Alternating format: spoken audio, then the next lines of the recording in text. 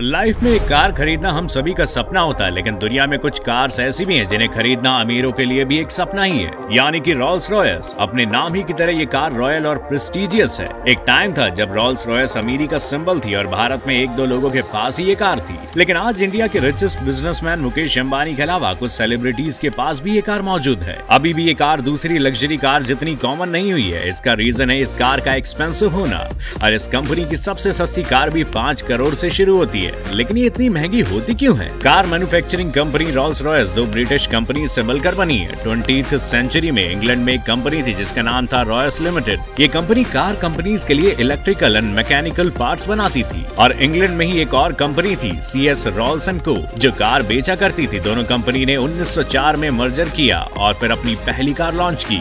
Car का look और design काफी यूनिक था, जिस वजह से ये कार ब्रिटेन के अमीर लोगों की पहली पसंद बन गई। 2003 में रोल्स रॉयस को एक और लग्जरी कार ब्रांड BMW ने एक्वायर कर लिया और इसकी पेरेंट कंपनी बन गई। लेकिन इससे रोल्स रॉयस की प्राइस में कोई चेंजेस नहीं आए। रोल्स रॉयस की सबसे महंगी car Rolls Royce boat tail है, जिसकी कीमत 220 करोड़ रुपए है। ये कार उतनी महंगी क्यों है? इसके 3 रीजन है। Number 1, handmade detailing.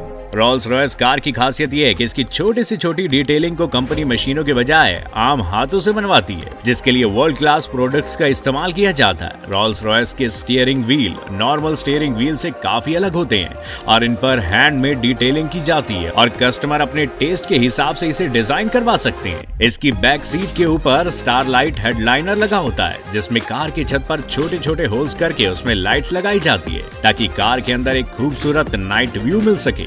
Number 2, customisation. Normally हम शोरूम में कार का मॉडल पसंद करते हैं, उसे खरीद लेते हैं, लेकिन रोल्स रॉयस के साथ ऐसा कतई नहीं है। कंपनी अपने कस्टमर्स को फुल कस्टमाइजेशन की फैसिलिटी देती है, मतलब कि कस्टमर जैसे चाहे वैसे अपनी कार को डिजाइन भी करवा सकता है, फिर चाहे वो कार का रंग हो या फिर इनर लुक। रोल्स रॉयस के पास 10,000 से ज्यादा कलर पैलेट है, और इंटरेस्टिंग बात यह है कि आपके चुने कलर को कोई और कस्टमर चूज नहीं कर सकता। इन केस फ्यूचर में कोई और कस्टमर सेम कलर चुनता भी है, तो ऐसे में कंपनी कलर के राइट्स लेने के लिए पुराने कस्टमर को कांटेक्ट करेगी, और इसकी मर्जी के बाद ही उस कलर की कार किसी और कस्टमर को दी जाएगी। यही रीजन है कि कभी भी सेम कलर की रोल्स रॉयस देखने को नहीं मिलती। वहीं अगर कस्टमर नॉर्मल कलर से खुश नहीं है तो पेंट में गोल्ड और डायमंड क्रस्ट तक मिलाकर कार पर पेंट किया जाता है। नंबर 3, लो प्रोडक्शन। आपने वो कहावत तो जरूर सुनी होगी कि जो चीज जितनी रेयर होती है उतनी ज्यादा महंगी भी होती है। यही फॉर्मूला रोल्स रॉयस भी अपनाता है। दूसरी कार कंपनीज की तरह रोल्स रॉयस साल की 500 या 1000 कार बेचने का टारगेट नहीं रखती,